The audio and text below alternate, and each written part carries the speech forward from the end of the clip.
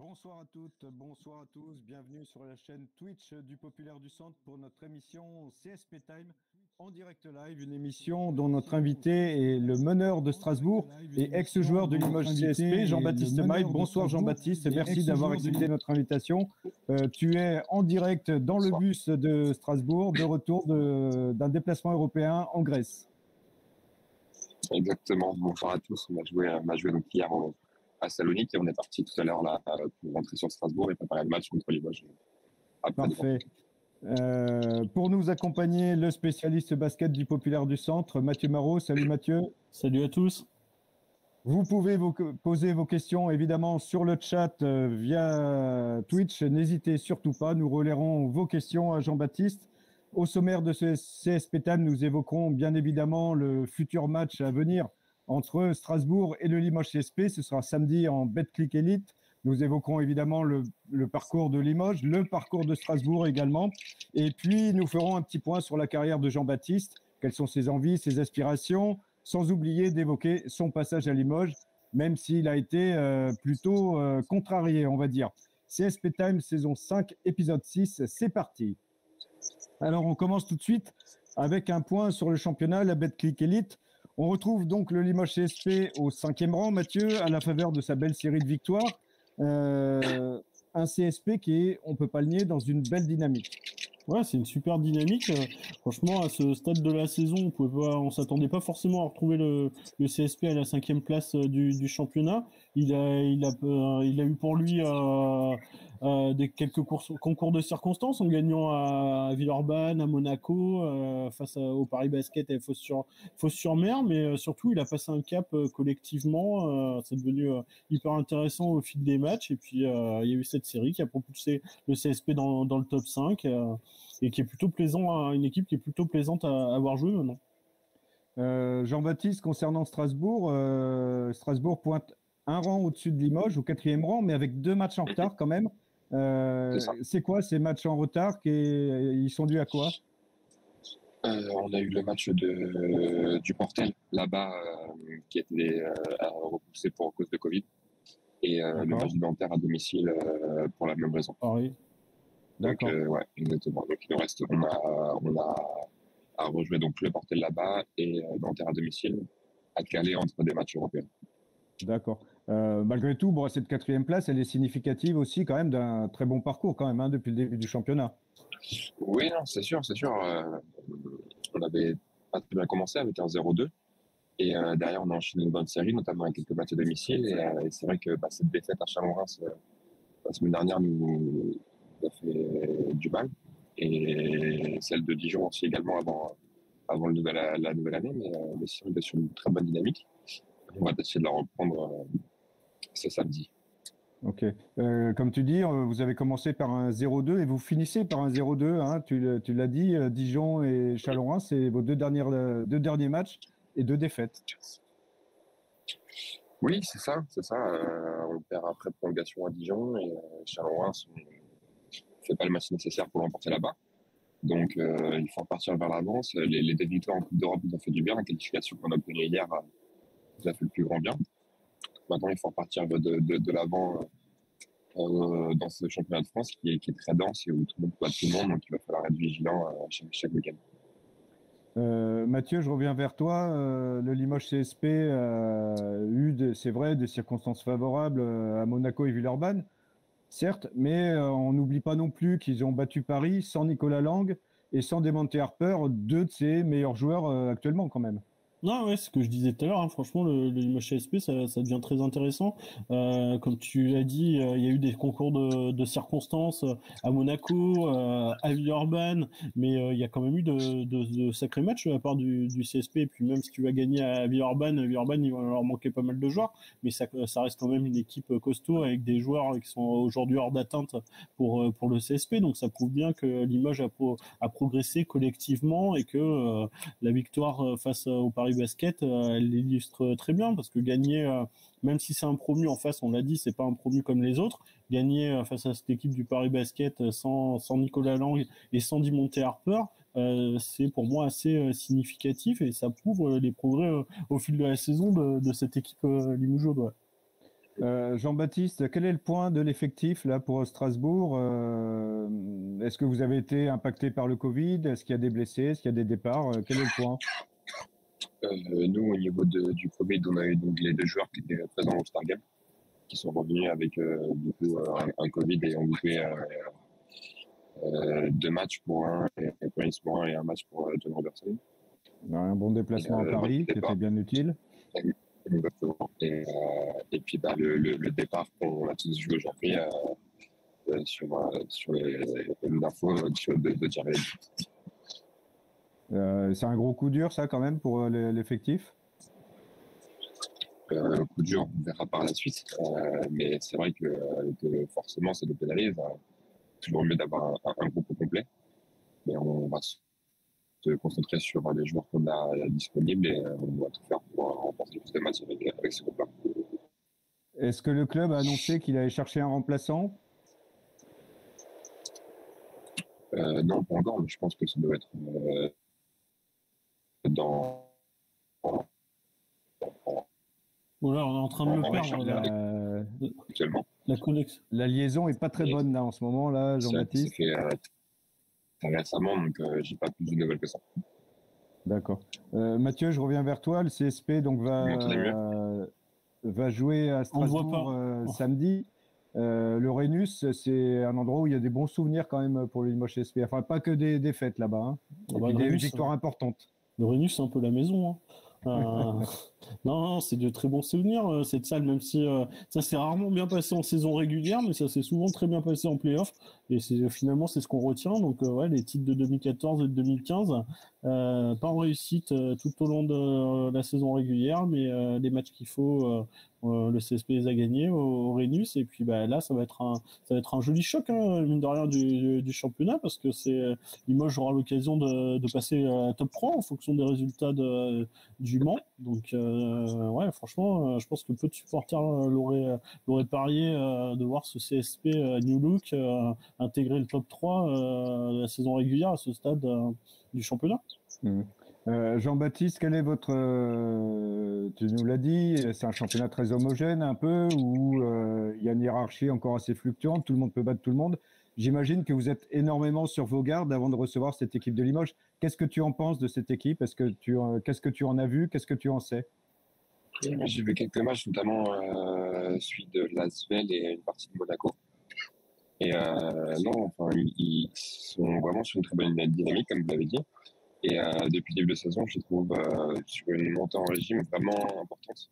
Et il y a une identité forte, je pense, qui a été voulue avec le nouvel entraîneur.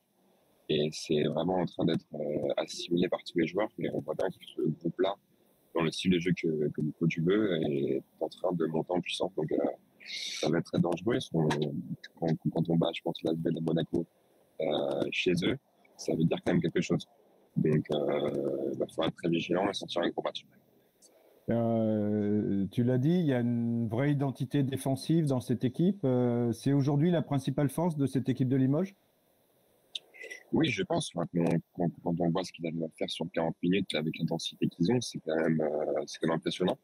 Donc, il va falloir répondre aux défis physiques avant toute chose. Mathieu, donc tu l'as dit, hein, ça va être un choc, mais c'est difficile de trouver un favori parce qu'on est vraiment dans un championnat pour l'instant très homogène. On verra peut-être en play-off quand Monaco et Villeurbanne seront débarrassés de l'Euroleague, mais en tout cas, c'est un championnat très homogène en ce moment. Ouais, très homogène. Après, tu as quelques équipes qui à mon sens, sont un peu au-dessus des autres.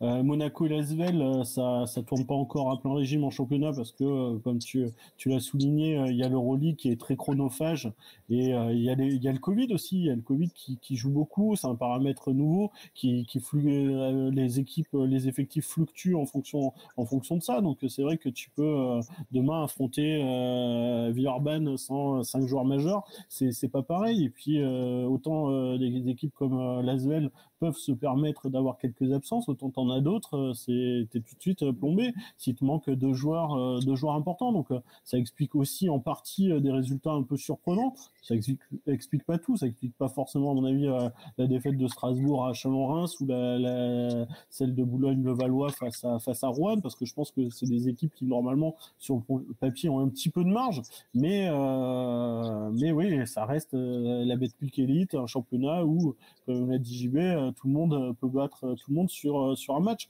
Pas sur une série, je pense pas sur une série. Je pense qu'aujourd'hui, tu as des équipes qui sont un peu plus solides sur le papier. Je pense à l'ASVEL, à Monaco, à Boulogne-le-Valois.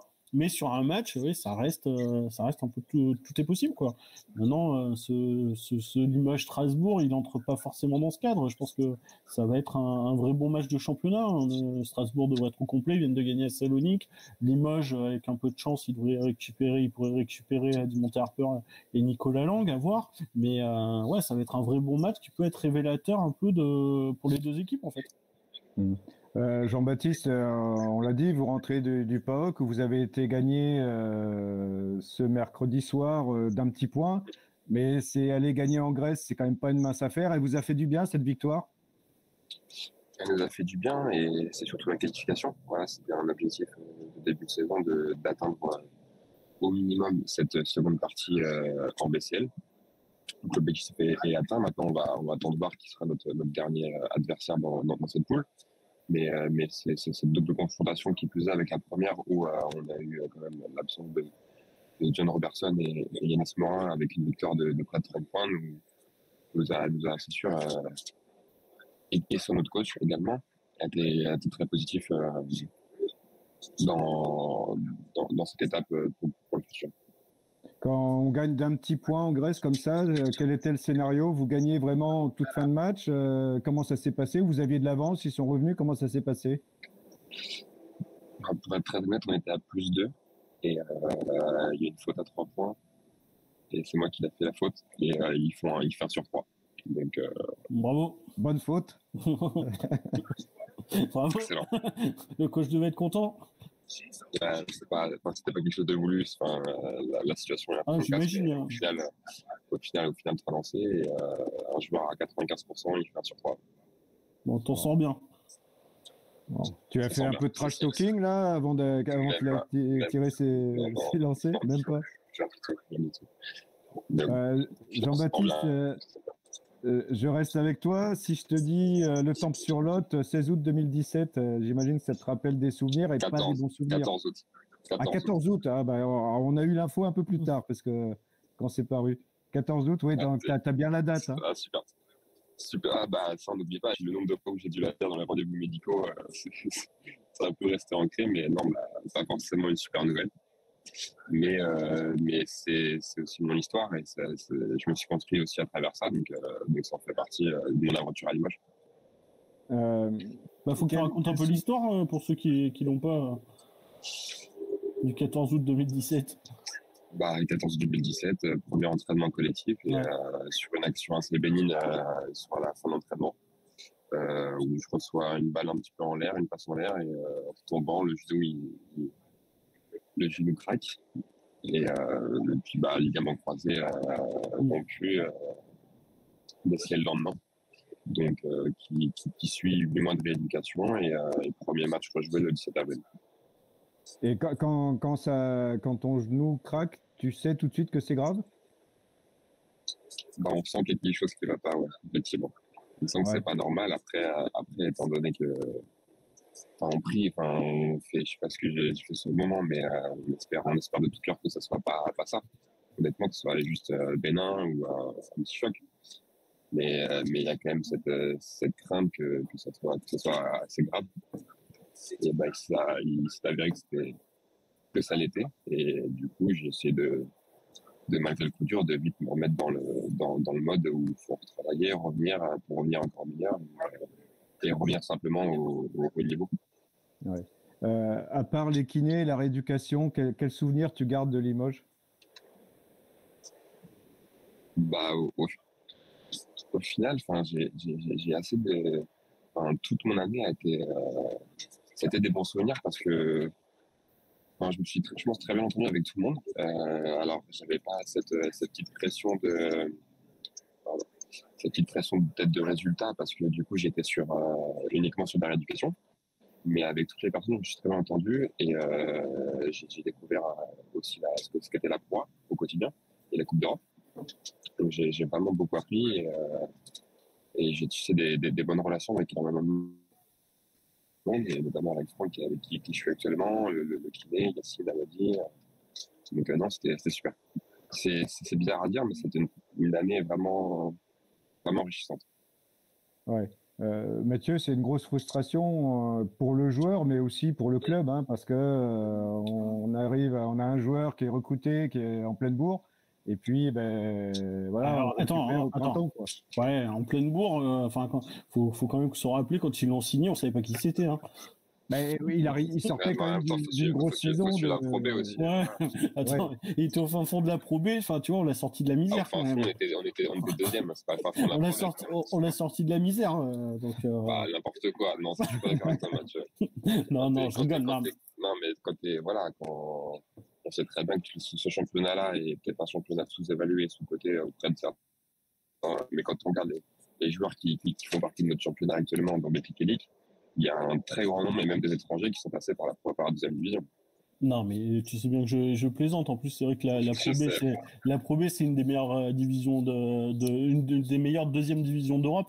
Donc, il n'y a aucun souci là-dessus. C'est vrai que c'est juste pour recontextualiser que sa signature à Limoges, à l'époque, avait été un peu une surprise et tout, parce que peu de monde le connaissait. Donc, quand Jean-Christophe dit on attendait beaucoup, on savait pas trop encore à quoi s'attendre. Et du coup, on n'a pas vraiment vu. Ouais. Après, on récupère un joueur qui a 23 ans à l'époque. Voilà, et physiquement, on sait que physiquement, c'est un joueur d'impact et tout. Enfin, voilà, quand je dis on attendait beaucoup, on savait qu'il pouvait apporter de l'impact à cette équipe, quoi. Oui, voilà. Et puis dans la mentalité, je pense que je connais aussi bien à Limoges, tout simplement, dans la volonté, dans le cœur, dans l'identité de mouiller le maillot. Après, il s'est passé ce qui s'est passé, et quand je suis revenu, j'ai pas eu non plus, on m'a pas donné la chance aussi de pouvoir exprimer certaines choses. Et ce que je comprends tout à fait, parce qu'il y avait déjà une hiérarchie qui était mise en place, une ambition d'aller en playoff, et donc c'était frustrant pour ma part, mais totalement compréhensible. Ouais, il y a un goût d'inachevé, c'est vrai, entre JB et le CSP. Donc peut-être que ça se refera un jour, ça a failli se refaire. Mais ouais, il y a un petit goût d'inachevé. Ouais. Alors que c'est un profil de joueur, comme dit JB, top pour une équipe comme Limoges. Et puis que les entraîneurs aiment bien quand même, quoi, ce genre de joueur. Bah ouais, c'est pour ça qu'on n'a pas trop compris. Enfin, il s'est retrouvé sur marché. Il a repris un petit passage par la Pro B. Et après, quand il se retrouve sur le marché, on a été chercher plutôt un Varanovskas plutôt que lui. C'est vrai qu'on a eu un peu de mal à comprendre à ce moment-là, parce que je pense que JB, d'ailleurs, il le montre maintenant à Strasbourg après sa bonne saison à Chalon-Reims. Et il aurait fait plus qu'un bon backup JFL sur le poste 1-2, quoi. Est-ce que Jean-Baptiste, il a fallu retourner en Pro B pour revenir en Pro? C'est quand même aussi, c'était le passage obligé. Obligé, je sais pas. Après Limoges, tu pars à Rouen, tu n'avais pas d'autre option en Pro A à l'époque? Au final, pas tant que ça, parce que je restais grand joueur qui arrivait de Pro B en Pro A et qui n'avait rien montré, et en plus qui sortait d'une saison où j'étais blessé. Donc au final, inutile de dire que ça s'est pas précipité à l'avant. Et du coup, le projet de Rouen avec Alexandre Ménard, que je connaissais très bien, s'est présenté, et la saison en tant que collectif qu'individuel était vraiment très belle. Même s'il n'y a pas eu de titre au bout, on fait deux finales et une demi-finale de Coupe de France. Donc je pense que c'était un très bon choix. Il y a une question d'un internaute qui nous demande: est-ce que tu te souviens encore de la standing ovation pour ton retour sur le parquet? Ouais. Non, évidemment. Déjà, c'est un moment auquel j'avais vraiment beaucoup pensé, même pendant ma rééducation, savoir le moment où j'allais refouler le parquet. C'est peut-être bête à dire, mais 3 mois, quand on reprend à courir, on se demande comment ça va se passer la première fois. Et quand finalement je rentre contre Blazak, le coach me dit t'échauffer, mais j'ai même pas le temps de me faire rentrer directement, j'étais déjà échauffé. Et ouais, le public sur ça était vraiment extraordinaire parce qu'au final, ils ne me connaissaient quasiment pas. J'avais jamais joué à Limoges. Et sur mes premières secondes de jeu, je me rappelle, il y avait mon père dans le public, c'est exceptionnel. Et ça, vraiment, je suis vraiment hyper reconnaissant. Une autre question qu'on a sur le chat, est-ce que un retour au Limoges CSP, si l'occasion se présente, ça serait quelque chose qui te plairait? C'est une possibilité. Après, on verra ce qui se passera dans le futur. Là, c'est vrai que je suis très bien là où je suis. Ça se passe vraiment très bien. Donc, je ne peux pas prédire ce qui se passera à l'avenir, mais c'est sûr que Limoges garde une place spéciale dans mon cœur. Une autre question, on en a eu pas mal là ce soir. Est-ce que tu peux donner un conseil à Jerry Blex qui a failli battre ton record du plus faible temps de jeu sur une saison avec Limoges? Blessé pendant presque 3 mois, il revient, il fait 2 matchs et il se reblesse pour le reste de la saison. C'est dur quand même pour un joueur, quand même. Ah non, c'est très dur, surtout que c'est pas évident qui plus est, lui, il revient et il se répète derrière, donc ça doit être et puis c'est juste une fracture de la rotule, il me semble. Ouais. Donc ça doit pas être chouette. Donc non, c'est compliqué, mais moi, ma solution, c'est un peu de me réfugier dans le travail que j'ai toujours fait. Et j'ai été aussi très bien accompagné. Mais il n'y a pas grand-chose à faire plutôt que de travailler tous les jours et d'essayer de revenir avec un meilleur niveau qu'on avait avant la blessure, simplement. Ouais. Je fais un petit aparté. Ouais, Mathieu, je reviens vers toi. Tu as dit dans le Populaire du Centre que le Limoges allait chercher un joker médical. Est-ce qu'on en sait plus?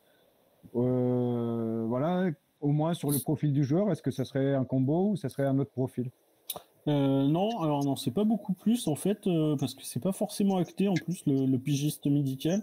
Il y a le sportif qui voudrait un pigiste médical, qui est plus un extérieur. Donc après le profil à définir, c'est un peu le meilleur joueur disponible sur le marché, sachant qu'il devrait être Cotonou, Bosman ou JFL.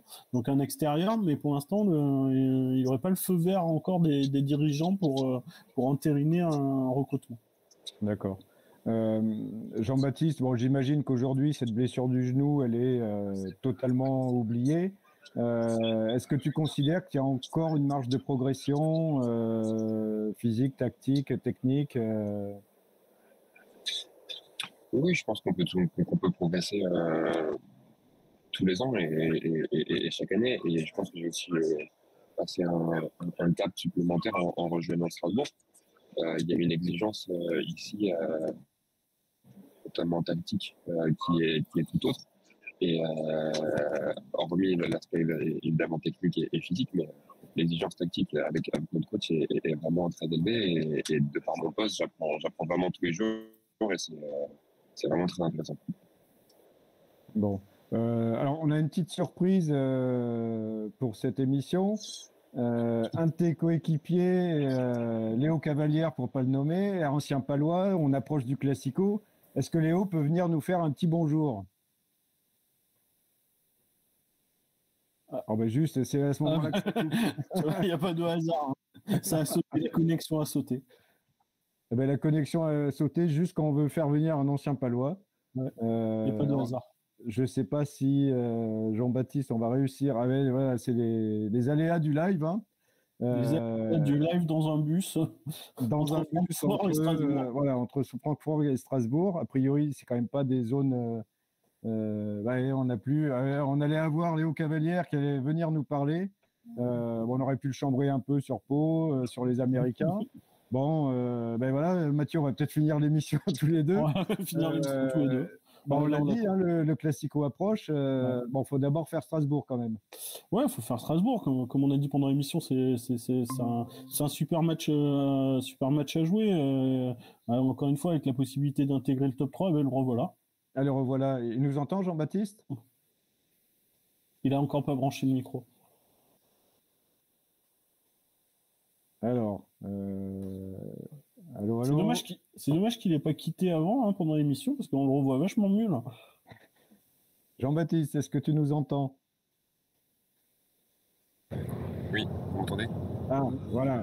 Ah ben, juste au moment où on allait parler, on évoque le fait que ton coéquipier, ancien palois, va venir parler au Limougeot. Bing, comme par hasard, ça a coupé. Il n'y a pas de hasard, hein, comme a dit Mathieu. Est-ce que Léo est près de toi et qu'il peut venir nous dire un petit mot? Léo, il est juste à côté. Tiens. Truc là, Tu parles, tiens. j'entends rien moi. On prend nos écouteurs. Il faut mettre les écouteurs. Hein. On les met, je sais pas. T'as fini Non. C'est bon ça, je lave ton écouteur. Ça, si c'est pas du live, hein. Ça fonctionne. Ça marche bien là. Non. Léo, est-ce que tu nous entends? Là-dessus. Ça marche pas. Il nous entend pas, Léo? Putain, Allô, allô, Léo Cavalière, en direct. je suis en 4G à fond. Faut passer le bonjour à droite du talon. Ouais. Alors, est-ce que Léo nous entend? Ah, mais je crois que. Ouais, voilà, bah, c'est encore coupé. Bon, Bah, je sais pas, mais on revient. Ouais. Bonsoir les Limougeot. Ah, Bonsoir, le bonsoir, Palois. Léo Cavalière. Bon, Ça va on bien. te voit pas trop, mais bon, on est t'entend. ravis de t'accueillir sur notre chaîne Twitch Le Populaire du Centre. Alors, je suis pas sûr que ce soit le cas de tous les supporters, mais bon, est-ce que tu penses au Classico déjà qui se présente et que tu surveilles un peu les choses du côté de Limoges et de Pau? De Pau, oui, je surveille toujours, ouais, ça, c'est clair. Limoges, j'ai surveillé dernièrement parce que ça va être un de nos prochains adversaires. Les tout prochains adversaires, ce sera les prochains. Mais en dehors de ça, je me focalise sur le Classico jusqu'à on est à quelques jours de ce dernier et que voilà, il arrive et que je sais que je vais pouvoir regarder avec JB et peut-être le chambrer un peu si on gagne. Bon, le fait de recevoir Limoges, c'est toujours un peu particulier, même quand on joue sous le maillot de Strasbourg. Pour moi, ce sera toujours un petit peu particulier, c'est sûr, mais ce sera surtout de venir à Beaublanc. Voilà, j'espère avec un maximum de public parce que je suis toujours bien accueilli là-bas en général. Bon, normalement, pour l'accueil, ça devrait pas rater, hein, normalement.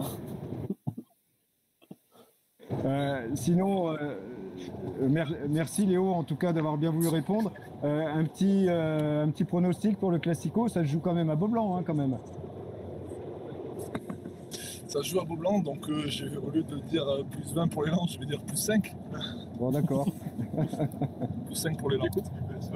Bon, et ok. Est-ce que Jean-Baptiste peut nous donner son pronostic à lui, au moins pour le Classico? Mais j'entends pas, moi. Ouais. Je vous repasse. Ah, ok. Bon, du vrai live, hein. Vous m'entendez? Oui. Est-ce que vous m'entendez? Ouais, on t'entend, Jean-Baptiste. On voulait juste un petit pronostic. Est-ce que Alors, vous on va- m'entendez? Ouais. Allô, allô. Putain, ça marche une fois sur 18. Populaire. Mais les AirPods, ils viennent de Wish, là. C'est bâtiment. C'est... C'est Mathieu Marron. Ouais, ouais. T'es connu jusque dans le Béarn, Mathieu. Ouais. Tu nous entends, Jean-Baptiste? Allez, c'est reparti. Bon, ce soir, la technique, Est-ce que vous elle aura m'entendez? été... Ouais, on t'entend, Jean-Baptiste. Tu nous entends aussi? Non, mais là, je crois qu'il faut abandonner, là. Est-ce que vous m'entendez? Ouais, ouais, on t'entend, Jean-Baptiste. Est-ce que tu nous entends, toi? Ça très mal. Bon. Vous devez approcher de Strasbourg, non?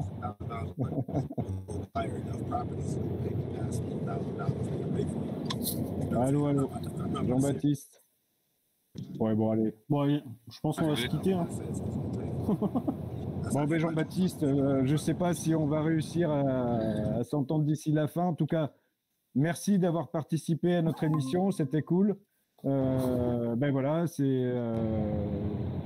C'est bon. Il revient, il repart. Je suis désolé, la qualité, c'est pas bien. Non, mais bon, c'est dans un bus, ça ne va pas être évident quand même. Donc, ça a été quand même super cool que tu acceptes de venir, que tu répondes à nos questions, que tu sois avec nous pendant plus de 35 minutes. On a gardé un très bon souvenir de toi ici. Et puis, on espère te revoir avec Strasbourg. Ça sera un grand plaisir. Merci en tout cas d'avoir participé à notre émission. Et puis, vous pouvez nous retrouver pour resuivre cette émission sur notre site internet lespopulaires.fr. Et rendez-vous pour un prochain CSP Time. Ça sera juste avant le Classico. Merci à tous, bonsoir et à la prochaine. Bonsoir.